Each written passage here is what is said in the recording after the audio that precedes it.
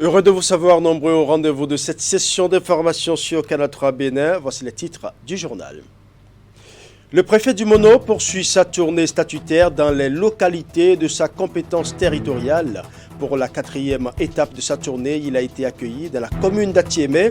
Au menu des échanges avec le conseil communal, la question relative au Fonds national de réponse aux catastrophes, la mobilisation des ressources propres et la gestion de l'état civil selon les dispositions de la loi du 6 janvier 2021. Du côté des organisations de la société civile, l'heure est au renforcement de capacités. Profitant de la commémoration de la 15e édition de la Journée nationale de la société civile, célébrée le 20 octobre, ces hommes et femmes ont eu une séance d'échange et de partage d'expériences. Le grand sujet qui captive l'attention, c'est la lutte contre le blanchiment des capitaux et le financement du terrorisme. Dans ce journal, nous ferons un tour à Natitengu où les populations craignent pour leur santé depuis que les abattages d'animaux se font en plein air. Et pour cause, l'abattoir est vétuste et sombre dans une profonde décrépitude. Dans le magazine que nous vous proposons, vous verrez comment les professionnels de la filière viande mènent aujourd'hui les opérations d'abattage et d'inspection des ruminants. Mesdames et messieurs, bonsoir. Ouvrons ce journal par les nouvelles du Cap-Vert qui était aux urnes dimanche dernier, une consultation électorale qui a consacré la victoire au premier tour de José María Neves, candidat du Parti africain pour l'indépendance du Cap-Vert. La mission d'observation électorale de la CEDEAO, conduite par le général Salou Djibo, a fait le tour des acteurs impliqués. Elle était en visite d'échange dans les camps politiques des candidats et au palais de la présidence du Cap-Vert. Suivons le point de notre envoyé spécial, Christian Adandédian. José María Neves, grand vainqueur de l'élection présidentielle au Cap-Vert. L'ancien Premier ministre, candidat du Parti africain pour l'indépendance du Cap-Vert, devance au premier tour Carlos Vega, son principal rival du mouvement pour la démocratie, le MPD, parti de centre-droit, majoritaire au Parlement. L'équipe Vega reconnaît aussitôt sa défaite et salue les Cap-Verdiens pour leur choix. Les électeurs, ils ont choisi. Ça, c'est l'objet de l'élection et je pense qu'il y a un consensus national ici, au Cap-Vert. Donc, j'ai essayé d'être ce Cap-Verdien qui veut son pays stable aussi. Depuis l'indépendance du pays en 1975, les deux plus grands partis de l'État insulaire se partagent la gestion du pouvoir. Côté vainqueur, on se félicite de la victoire et les plans désormais orientés vers le relèvement économique de ce pays, victime des effets néfastes de la pandémie Covid-19. Je pense que Cap-Vert doit travailler pour renforcer les relations, la participation dans le cadre africain, premièrement dans le cadre de CEDEAO. Le périple de la délégation de la CEDEAO s'est poursuivi au camp de base de l'Union africaine. L'organisation a également dépêché ses observateurs sur l'archipel. À la suite de la mission de la CEDEAO, l'Union africaine fait sa déclaration préliminaire. Au Palais de la République, les officiels de la CEDEAO se sont entretenus avec le président José Carlos Fonseca, arrivé au terme de son second mandat. Nous sommes ici à la présidence pour pouvoir remercier de vive voix le président de la République sortant. Parce que dans un pays, on vise toujours le dirigeant. Le dirigeant, c'est le chef de l'État. Les élections se sont très bien déroulées. Elles ont été libres, transparentes et vraiment démocratiques. Et nous pensons que ça va donner une autre leçon à notre communauté pour que les gens puissent s'inspirer du Cap-Vert. L'État insulaire est un exemple de stabilité politique et d'alternance démocratique dans l'espace CEDEAO. La mission aura fourni un rapport d'évaluation impartial du déroulement du processus électoral et formulera des recommandations dans le cadre de l'amélioration des processus électoraux au Cap-Vert et dans les autres pays de la communauté. Actualité au Bénin, quatrième étape de la tournée statutaire du préfet du Mono. C'est la commune d'Atiémé qui a reçu cette fois-ci la délégation préfectorale. Au menu de discussion, comme dans les autres localités sillonnées, la question du Fonds national de réponse aux catastrophes, la mobilisation des ressources propres et la gestion de l'état civil selon les dispositions de la loi du 6 janvier 2021. Geoffroy Messan pour les détails. Atiémé, la cité des Bras Blancs, accueille le préfet du département du Mono pour le compte de la quatrième étape d'une tournée statutaire qu'il a entamée le mercredi 13 octobre dernier. Sa rencontre avec les élus communaux, les chefs de service déconcentrés de l'État, les chefs de service de la mairie, les chefs de village, les sages et notables de la commune s'est déroulée dans la salle de conférence de l'hôtel de ville. Je voudrais vous témoigner, monsieur le préfet, la satisfaction de l'ensemble du conseil communal pour la constance de l'équipe départementale conduite par votre autorité à exercer une tutelle à la fois participative et apaisée sur ma commune. Monsieur le préfet, au cours des quelques mois que nous venons de passer ensemble, j'ai remarqué deux majestueuses qualités qui vous caractérisent, le dynamisme et la proactivité. Je voudrais ainsi reprendre l'autre pour dire « Yes, you can ». Oui, vous pouvez. Cette tournée statutaire est la première qu'effectue le préfet, Bienvenu Milorin, depuis sa prise de service. Les sujets au menu de la tournée ont fait l'objet de communications présentées à l'assistance par le secrétaire général de la préfecture du Mono. Il s'agit du rôle des plateformes de gestion des risques de catastrophe et les réformes en cours dans le domaine avec l'institutionnalisation du Fonds 4, la problématique liée à la mobilisation des ressources propres à la commune et la gestion de l'état civil au regard de la loi du 6 janvier 2021. La loi qui institue cette tournée prescrit qu'à la fin, nous devons faire un compte rendu à chaque ministre et au gouvernement. C'est pour vous dire donc de rester rassurés que tout ce que nous aurons ici à collecter en termes de doléances ira vers qui de droit. Une synthèse sera faite par secteur et transmise au ministre. Et vous pouvez compter déjà sur notre bonne volonté à faire le lobbying nécessaire pour que, avec la bénédiction du gouvernement, nous puissions améliorer ce qui est faisable. Durant les débats qui ont suivi, les différentes communications, quelques préoccupations propres à Atiémé ont été soulevées et des approches de solutions trouvées. Suite au lâcher d'eau des barrages de la centrale de Nagbeto, les eaux du fleuve Mono ont envahi tous les arrondissements et détruit toutes nos cultures, ainsi que les habitations. Je profite de cette occasion pour vous témoigner au nom du conseil communal et en mon nom propre toute ma gratitude pour vos nombreuses descentes sur la commune pour nous assister à affronter ces épreuves lors de ces moments difficiles. Nous avons bien entendu pris des engagements. En l'occurrence, pour ce qui concerne l'hôpital de zone Atiémé et le COSA, et d'après ce qui a été dit, il existerait même un procès verbal du CDCC qui déjà a fixé le lieu d'érection de ce joyau dont on a quand même besoin dans le département au regard des déficits que nous connaissons. Nous avons demandé au maire de nous fournir tous les documents relatifs à ce projet pour que nous puissions aller rencontrer le ministre de la Santé pour statuer définitivement sur le siège devant abriter ce joyau et donner corps définitivement à ce projet dont nos populations ont tant besoin. Atiémé est une commune du sud-ouest du Bénin, frontalière avec le Togo. Sa superficie est de 238 km² environ. Elle compte 5 arrondissements et 61 villages et quartiers de ville. La commune est nantie d'un immense potentiel agricole grâce au fleuve Mono qui la ceinture sur plusieurs kilomètres. Restons dans le département du Mono avec la 10e réunion ordinaire de la conférence administrative départementale qui s'est tenue ce mercredi au centre culturel finno-africain Villa Caro à Grand Popo. Au menu des travaux, des communications sur le point de la rentrée scolaire 2021-2022, la présentation des dispositions sécuritaires relatives à la période des fêtes de fin d'année dans le département et une communication sur le rôle, les attributions et la mission de la direction départementale des affaires intérieures et de la sécurité publique. Geoffroy Messan pour le point.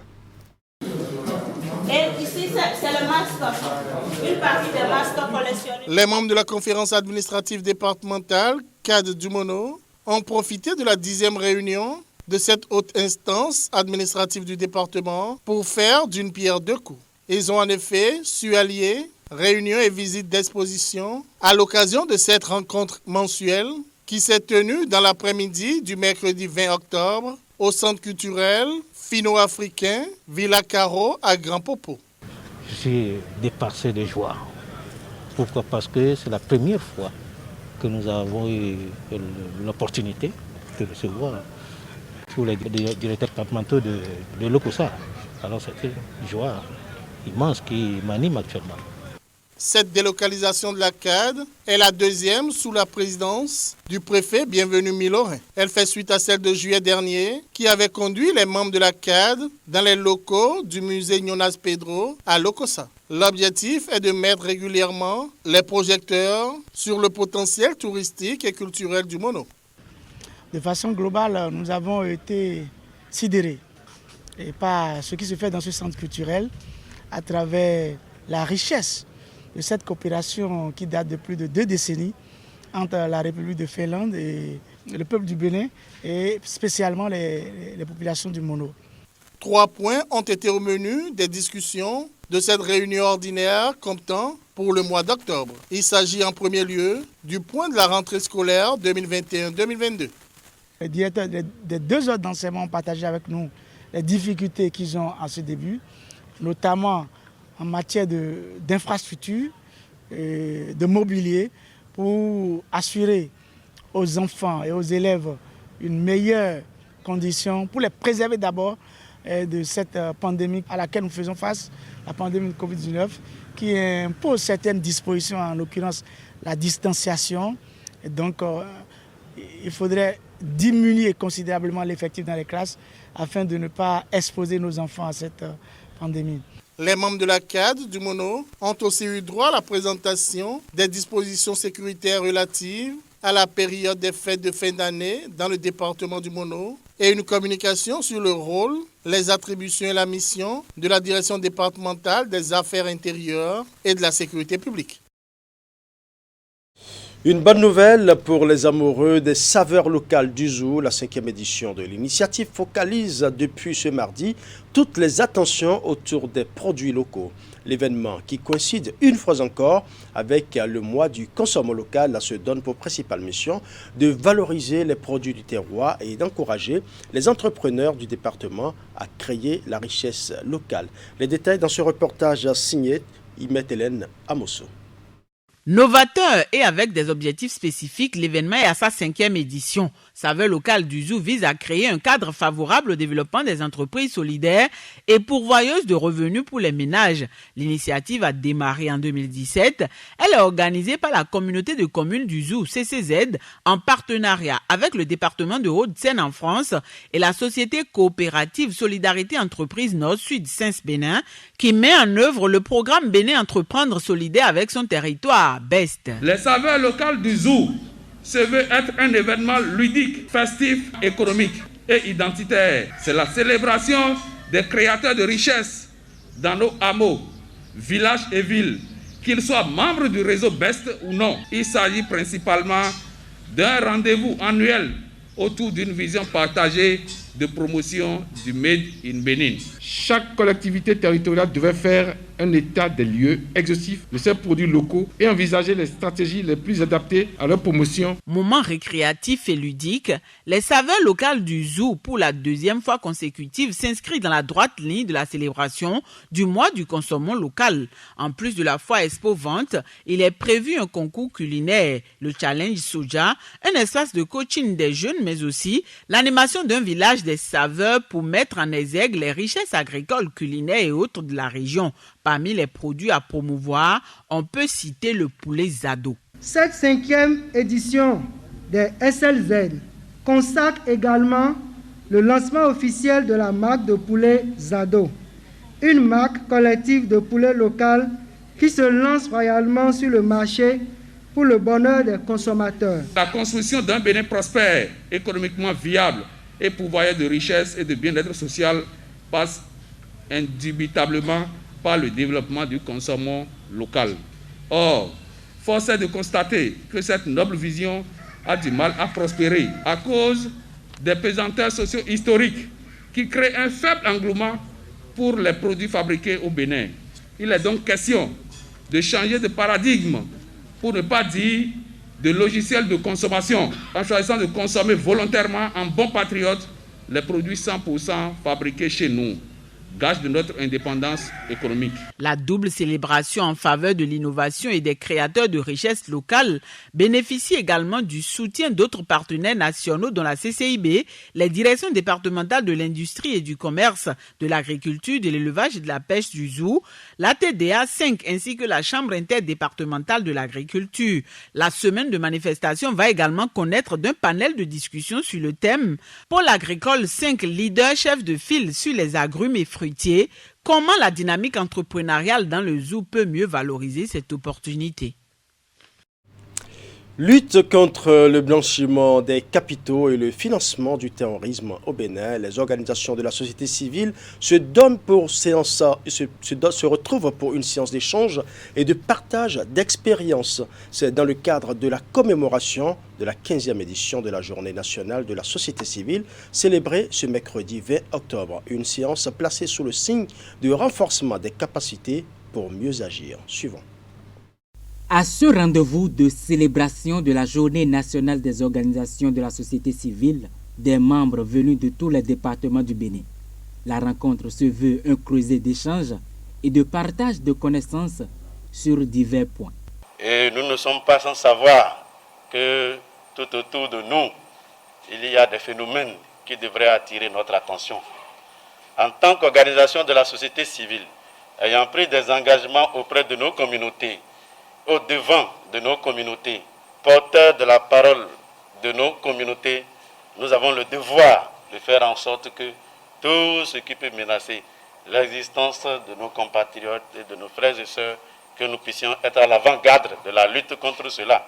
Face à la recherche de partenaires d'accompagnement de nos activités, nous constituons fatalement des maillons faibles et tombons dans le piège de ces acteurs blanchisseurs de capitaux et aux terroristes sans foi ni loi. Une thématique mobilise les attentions à cette commémoration de la 15e édition de la Journée nationale des OSC. Elle est intitulée « Les organisations de la société civile face aux défis de la lutte contre le blanchiment des capitaux et le financement du terrorisme au Bénin ». L'institution de cette journée vise essentiellement à témoigner la reconnaissance de l'État aux acteurs non étatiques pour leur engagement bénévole au service du développement et l'épanouissement de nos communautés à la base.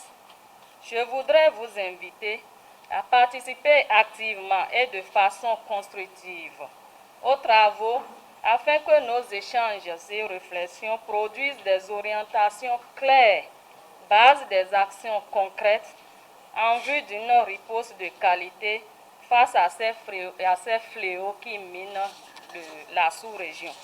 Autour du thème principal, 3 communications sont présentées aux participants. Les recommandations qui seront issues de ces assises permettront de mieux orienter les activités pour espérer une satisfaction commune. La mairie d'Abomey-Calavi a accueilli ce jeudi 21 octobre 2021 les membres du groupe Gbekun. Il s'agit d'un creuset d'acteurs qui s'investit dans la promotion des langues nationales du Bénin. À la faveur d'une rencontre d'échange, ils ont présenté leurs travaux aux autorités et ont expliqué l'opportunité pour le Bénin de promouvoir ces langues nationales. Ali Momouni pour les détails. La tournée a démarré il y a plusieurs semaines et aujourd'hui, les membres du groupe Gbekun sont à l'étape d'Abomey-Calavi. C'est la 76e commune du Bénin où ils sont accueillis pour présenter les fruits de leurs travaux. Et puisqu'il est question de promouvoir les langues nationales, la séance s'est déroulée en fond et autorités municipales et autres invités se sont tous adaptés.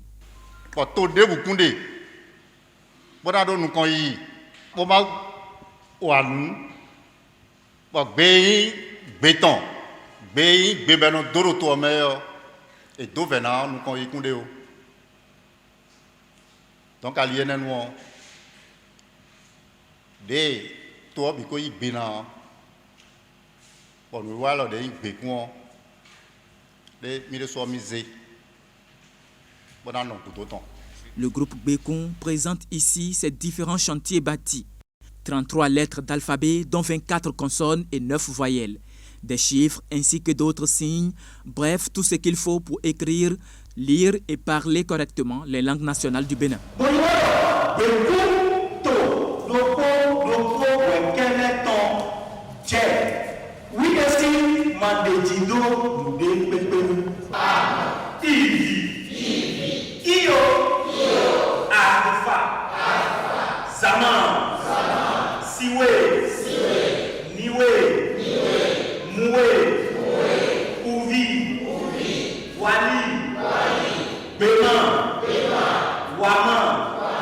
Donc, à l'île Kouenenouan, mais le Tovi Bidaï. Donc, mina, t'inquiète. Bon, oui, qui est l'ordre des temps, ben, rien à clan, ben, que le Bénin, depuis, nous, mes ans, oui, qui est l'ordre, mais rien, mina, wanou, mina, wadjodo, ben, mi tombe. Bon, donc, on a eu mi-temps. Depuis 25 ans, ces acteurs s'investissent pour la promotion des langues nationales. Et après ces échanges, les autorités de la commune d'Abomey-Calavi se disent disposées à les accompagner. Il faut préciser que le groupe Gbekun termine sa tournée dans les 77 communes du Bénin le 30 octobre prochain par la mairie de Cotonou. Et puisque nous parlons de Cotonou, restons-y pour attirer l'attention du public sur une situation assez délicate. Il s'agit de la traversée de la voie par les enfants. Un exercice assez complexe pour les enfants au cœur de la grande ville qu'est Cotonou. Une de nos équipes de reportage est allée vivre le calvaire des apprenants qui doivent traverser les grandes voies pour se rendre ou pour quitter l'école. Teddy Goudalo. Il est 12h à Ménotin, un quartier populaire de Cotonou. C'est l'heure de la sortie des classes pour ce groupe d'écoliers qui est sur le point de traverser la voie.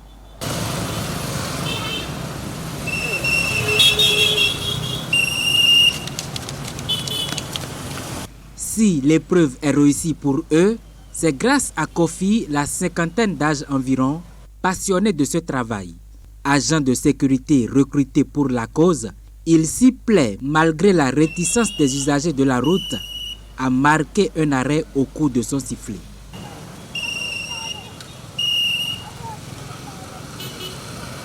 D'autres même ne veulent pas s'arrêter. Si tu ne sais pas faire, ils vont te renverser même. Ils nous insultent. Même des fois, à mi-chemin, ils veulent ramasser les enfants aussi. Au-delà de cette difficulté quotidienne, Kofi note l'ignorance de bien d'écoliers qui forcent la traversée non sans risque car certaines manœuvres des fois leur sont fatales. Des personnes de bonne volonté se prêtent aussi à cet exercice qui paraît difficile mais indispensable pour la survie des apprenants. Non, tout à fait, c'est un plaisir pour moi d'abord, parce que c'est les enfants des amis qui sont dans la voie à côté. Donc chaque fois qu'ils viennent ici, ils m'adressent et que je les traverse la voie. C'est notre devoir aussi de faire ça, sinon ils ne sont pas bons, parce qu'on nous a fait ça aussi. Et de notre retour aussi, on doit le faire. À défaut de compter sur l'aide des personnes de bonne volonté, des parents eux-mêmes assurent le départ et l'arrivée de leurs enfants à l'école pour parer à tout incident. Vigilance doit donc être de mise pour mieux assurer la sécurité des écoliers le long de l'année scolaire. Je l'annonçais en titre, la ville de Nati Tengou ne dispose pas d'un abattoir répondant aux normes standards. L'infrastructure qui devrait permettre aux professionnels de la filière viande de bien mener les opérations d'abattage et d'inspection des ruminants est dans un état de décrépitude. Les jours de marché de Nati Tengou, tout comme les jours ordinaires, les différentes opérations de traitement de la viande fraîche s'effectuent à l'air libre. Une situation qui n'empêche guère le service vétérinaire de veiller au grain pour éviter les intoxications alimentaires liées à la consommation de la viande issue de cet abattoir. Voici le reportage signé Alassane Harouna. Voici l'état dans lequel se trouve l'abattoir central de Nati Tengou. Une infrastructure dans un état de délabrement très avancé avec une toiture partiellement emportée par les pluies diluviennes et des portes des différents compartiments défoncés par les hommes sans foi ni loi aux grandes dames des différents acteurs de la filière viande, dont l'agent vétérinaire. Les infrastructures sont déjà complètement vétustes. Rien n'est plus en place. On a juste un bâtiment et puis une aire d'abattage. Ça, on ne va pas appeler ça abattoir, hein, c'est juste une aire d'abattage. Et nous essayons de nous conformer à ça pour faire notre travail. En lieu et place de la salle d'inspection, c'est sur cette aire d'abattage que les opérations de dépouillement, de mise en quartier et de contrôle s'effectuent. Les paillasses sur lesquelles devraient être disposées les viscères pour éviter tout risque de contagion ne répondent plus aux normes en matière d'hygiène. Maintenant, comme la salle est complètement décoiffée et puis toute la salle, il n'y a même plus les crochets, on est obligé de faire directement, en même temps au niveau de l'aire d'abattage, c'est là en même temps qu'on fait l'inspection. Donc c'est pour ça que vous allez me voir en train d'inspecter directement les animaux qui sont mis en quartier sur la peau au niveau de l'aire d'abattage. Donc on a en principe aussi, il y a une petite chambre là pour les vétérinaires, c'est là qu'on devait, c'est comme notre vestiaire et c'est là qu'on devait changer, porter nos blouses et tout avant de commencer l'inspection. Mais il n'y a plus rien de ça là, tous les bâtiments sont hors d'usage. Malgré l'état délabré de cette infrastructure, l'agent de contrôle des produits animaux veille toujours au grain. Pour s'assurer de la qualité de la viande à commercialiser, il procède à l'inspection aussi bien des organes que des quartiers. Lorsque l'animal est abattu, ils enlèvent la peau comme vous êtes en train d'observer. Quand ils enlèvent, ils sortent les viscères et ils mettent l'animal en 4 quartiers.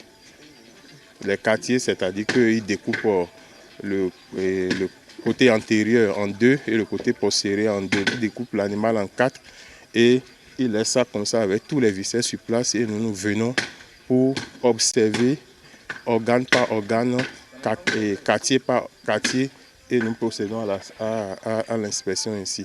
Donc tout ce qui est organe ou partie de la carcasse qui n'est pas propre à la consommation humaine, nous retirons ça et nous allons les jeter. Nous avons une fosse à fond perdu là-bas. Garantir la qualité et l'hygiène des produits d'origine animale, l'agent vétérinaire en fait son credo. La réhabilitation de cet abattoir est vivement souhaitée afin d'assurer la sécurité sanitaire des viandes. C'est juste pour vous dire que l'abattoir de Nacitengou est dans un état totalement vétus. Et par rapport à ça, si l'État peut faire quelque chose pour nous aider par rapport à un abattoir moderne, ça nous ferait beaucoup plaisir. L'État a les moyens, il peut bien le faire, c'est ce qu'on souhaite. On va juste demander aux autorités s'il est possible de vraiment nous aider à réhabiliter l'abattoir pour que, vous avez constaté, on est là, mais les animaux, les oiseaux surtout viennent par moment sur l'aire d'abattage, on est obligé de chaque fois les renvoyer. Après les opérations d'abattage, direction la boucherie du marché central pour la commercialisation de la viande.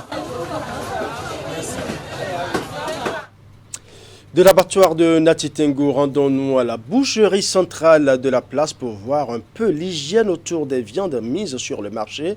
En effet, depuis quelques jours, des voix s'élèvent sur les réseaux sociaux pour dénoncer la qualité des produits d'origine animale, notamment les viandes des ruminants vendues à la boucherie centrale de cette ville. Nos reporters sont allés au contact d'une équipe d'inspection. L'agent des services vétérinaires rassure les populations quant à la qualité de la viande contrôlée. Suivons. Autour de ces bouchers du marché central de Nacitengou, des consommateurs de la viande de bœuf ou de mouton venus s'en approvisionner. En effet, depuis quelques jours circulent sur la toile des informations relatives à la vente de viande de mauvaise qualité, donc impropre à la consommation. Une situation que fustigent quelques consommateurs rencontrés. Bon, on a constaté qu'à Nacitengou, les viandes qu'on nous sert ne sont pas du tout intéressantes. C'est des bœufs fatigués, des bœufs malades. Il me semble qu'il n'y a même pas de contrôle. La viande qu'on nous vend ici, la plupart, ce sont des bœufs qu'ils tuent, des bœufs malades. Parfois même, un bœuf qui meurt, les gens vont prendre ça pour dépiécer ça à la maison et amener à la boucherie pour vendre. Ce ne sont pas tous qui font ça. Hein. Il y a certaines parmi eux, ça c'est de la bonne viande. Mais d'autres, par exemple les apprentis, ils trouvent un bœuf qui meurt et ils vont prendre ça au lait et à la maison, ils vont dépiécer ça pour amener ça au marché. Mieux, il y a aussi des bœufs qui sont malades. Selon ces consommateurs, la qualité de la viande proposée depuis quelques mois à la clientèle de Nati Tengu laisse à désirer. Je ne suis pas vétérinaire de formation, mais en tant que citoyen lambda, lorsque je vois un bœuf en bonne santé, les caractéristiques sont aussi épatantes. C'est un bœuf bien dodu, ce n'est pas un bœuf maigre tel que nous les voyons, ce n'est pas un bœuf qui a des difficultés de marche, ce n'est pas un bœuf qui n'a plus de dents dans la gueule, ce n'est pas un bœuf, une fois opéré, la qualité de la viande déjà au regard de la couleur est de couleur blanche. Voilà un peu les caractéristiques qu'un citoyen lambda peut faire et soupçonner la qualité, n'est-ce pas, de cette viande. Toi-même, si tu regardes la viande, tu sais que ça là, c'est pas bon. Tu verras que la viande est blanche. Si le bœuf est en forme, la viande n'est pas blanche. On voit que la viande est blanche. On sait en même temps que la viande là n'est pas bonne. Parfois, il y a des viandes où tu vois les mouches autour de cette viande-là. Et ça, là, tu sens qu'effectivement, il faut te méfier de cette viande. Mais ce n'est pas tout le monde qui a ce reflet-là. Il y a des gens qui viennent en même temps, je veux la viande. Et lui, il a vu la viande peut-être moins chère. Et on lui sait ça. C'est ça qui est extrêmement grave. En inspection de routine ce jour au marché central, l'agent vétérinaire estime que les signes cliniques observés sur ces ruminants sont loin d'affecter la santé du consommateur. Il faut le reconnaître, c'est vrai. Quand vous venez ici, vous pouvez voir certaines carcasses, certaines viandes qui ont une couleur un peu pâle. Et cela ne veut pas dire forcément que ces viandes-là sont des viandes de mauvaise qualité. C'est très souvent, la maladie qui cause ça, c'est la trypanosomose. C'est une maladie parasitaire qui attaque les hématies. Et quand ça attaque les hématies, convenez avec moi que la blancheur va disparaître. Puisque quand il y a anémie, c'est qu'il y a pâleur. On constate que la viande n'est plus rouge comme cela se doit. C'est les cas de trypanosomose souvent. C'est au niveau de ces cas-là que nous constatons la pâleur au niveau de la viande. Mais il faut dire que ce ne sont pas des viandes qui sont impropres à la consommation humaine. Et pour cela, nous veillons au grain. Nous veillons au grain, donc je peux assurer la population qu'il n'y a pas de problème par rapport à ça. Au-delà de la qualité de la viande, les consommateurs dénoncent également la vétusté, voire l'inexistence d'un abattoir répondant aux normes standards. Mais je ne donne pas le tort aux bouchers. Ils n'ont pas d'abattoir. S'il y a d'abattoir, obligé, le vétérinaire ira vérifier.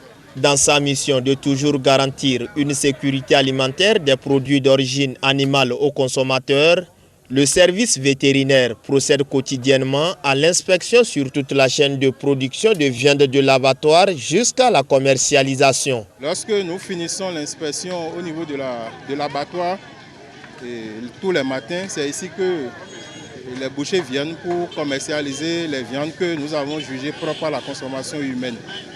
Donc, une fois que nous avons fini l'inspection de l'autre côté là-bas, nous venons ici pour rester un peu avec eux parce que, vous savez, les bouchers, il y a parfois des indélicats dedans qui peuvent infiltrer des viandes qui ne sont pas inspectées et vendre à la population. Donc, nous restons un peu avec eux ici jusqu'à la fin de la commercialisation pour surveiller ça. Et si éventuellement, il y a d'autres qui ont envie de compléter l'effectif des bovins ou bien des petits ruminants qui vont abattre, nous restons en même temps sur place aussi pour assurer l'inspection de ça. Au cours de ces différentes descentes, il procède parfois à la saisie systématique des viandes lorsque la qualité est douteuse. Plusieurs bouchers de la place ont été victimes d'une saisie de viande impropre à la consommation. Dans leur rang, Patrice Lompo, lui qui a déjà bouclé une quinzaine d'années dans ce métier. Moi, j'ai été plusieurs fois victime de la saisie de viande de mauvaise qualité, telle qu'une viande tuberculeuse et de plusieurs formes. Il y a la forme caseuse et la forme miliaire. J'ai été victime de plusieurs cas. Face à cette situation, Les consommateurs ne demandent que l'implication effective des autorités à divers niveaux pour assainir davantage la filière viande à Nati Tengu. C'est un constat fait et nous demandons l'intervention des autorités à divers niveaux. Le maire et son conseil communal n'ont qu'à se prononcer par rapport à ça. Je voudrais lancer un appel ou à la limite faire un plaidoyer à l'endroit de l'association de ces bouchers afin que les responsables de cette association puissent sensibiliser un peu leurs pairs sur le choix des bœufs, sur la qualité de la viande qu'ils desservent aux populations. Ces pairs, leurs pairs doivent comprendre qu'ils ont une lourde responsabilité, non seulement professionnelle, mais aussi sanitaire. Parce que ce que nous mangeons, en réalité, c'est notre premier poison. Donc on ne souhaiterait pas que cette viande-là soit déjà un poison dans nos casseroles. En attendant l'intervention des autorités, les consommateurs devront faire preuve de prudence avant tout achat de viande de bœuf ou de mouton vendue dans les différentes boucheries de la place. Alors à présent, à l'Assemblée nationale où les députés ont adopté la loi portant santé sexuelle et de la reproduction, légalisant l'avortement. C'est au cours de la séance plénière qui a démarré ce mercredi jusqu'au petit matin de ce jeudi. La loi vise, selon le gouvernement, à protéger la femme des violences sexuelles et sécuriser les interruptions volontaires de grossesse. Reportage. Tout est allé très vite dans la nuit du mercredi 20 au jeudi 21 octobre à l'Assemblée nationale. Après plusieurs heures de débats houleux, les députés de la 8e législature ont adopté la loi relative à la santé sexuelle et à la reproduction légalisant l'avortement au Bénin. En plénière, les points de vue étaient divergents sur la question. Si pour les uns, la loi légalisant l'avortement au Bénin permettra de sauver des vies humaines en mettant fin aux avortements clandestins, pour d'autres, l'avortement n'est pas une bonne chose conformément aux réalités béninoises. À l'arrivée, un consensus a été trouvé avec cette loi qui protège la femme et sécurise les interruptions volontaires de grossesse. Pour avoir été coordonnateur du projet Planning familial, aux côtés de certains organismes techniques nationaux, ABMS, PSI, en collaboration avec des bailleurs internationaux, j'ai découvert beaucoup d'incompréhension et d'insuffisance d'informations dans ce secteur. Commençant par la fille de moins de 18 ans, dont les mensurations sont bien développées et qui fait ses menstrues, certains parents ne comprennent pas qu'on puisse ne pas marier une telle fille et surtout qu'il s'agit de leur fille dont ils peuvent décider de son sort selon leur bon vouloir. Aujourd'hui, la femme béninoise doit pousser un ouf de soulagement.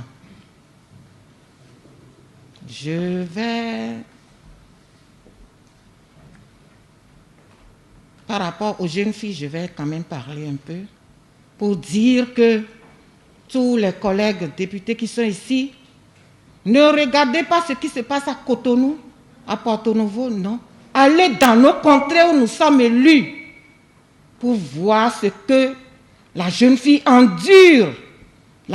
L'écolière, même à partir du CM1, CM2, et au Soudin, jusqu'en classe de 6e, 5e, 4e, 3e et consorts. Demandons-nous pourquoi ces filles n'arrivent pas à atteindre leur objectif. Les infractions commises sur le plan financier n'ont pas cessé. Et je pense que malgré que la criette soit mise à la tâche pour juger des crimes à raison du cesse, les crimes vont toujours continuer. Et je pense que ce serait très difficile qu'un crime commis à Malanville puisse venir à Porto-Novo pour être jugé. Ensuite,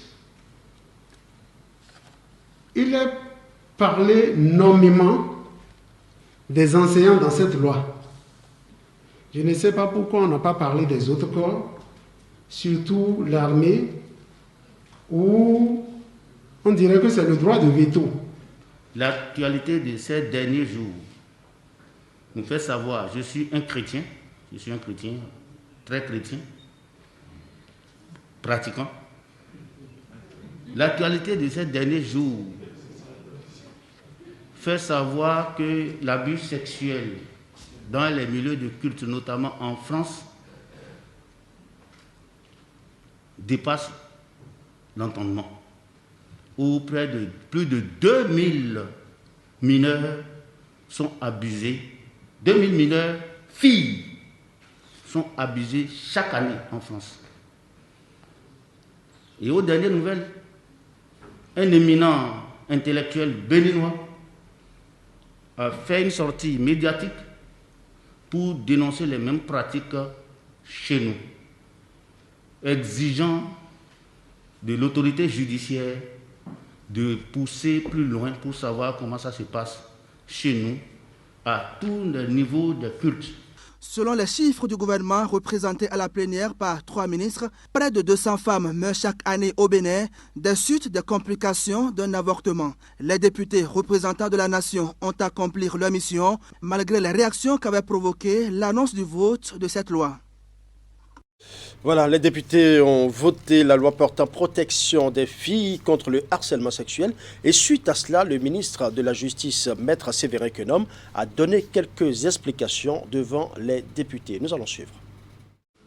La question des infractions à raison du sexe et la nécessité d'une meilleure protection, ou du moins du renforcement de la protection de la femme, sont aujourd'hui communément partagés. C'est pour cela que cet accueil favorable qui laisse présager un vote favorable pour ce qui nous concerne au gouvernement mérite notre reconnaissance. Pour autant, Monsieur le Président, des inquiétudes ont été exprimées, dissipé en partie par le président de la commission. Sur certains aspects, nous interviendrons, mes collègues et moi, successivement. Je voudrais d'ores et déjà indiquer que, s'agissant des autres formes de violence, particulièrement la violence morale, telle que l'honorable Bamsa l'a indiqué, se trouve par ailleurs déjà prévu et réprimé. Nous n'oublions pas, Monsieur le Président, que le texte proposé vient compléter un texte préexistant, la loi de 2011-26, qui on peut considérer comme étant le texte fondateur en matière de répression des violences faites aux femmes. Cette loi avait simplement nécessité d'être complétée sur un certain nombre d'aspects tendant au renforcement de la protection de la femme.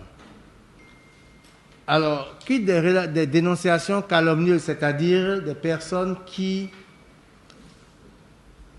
de façon malicieuse, pourraient se prévaloir d'agression ou de violence à raison du sexe pour stigmatiser, clouer au pilori ou en tout cas mettre en difficulté certaines autres personnes. Les lois existent déjà pour combattre, punir ces formes de déviance ou de dérapage.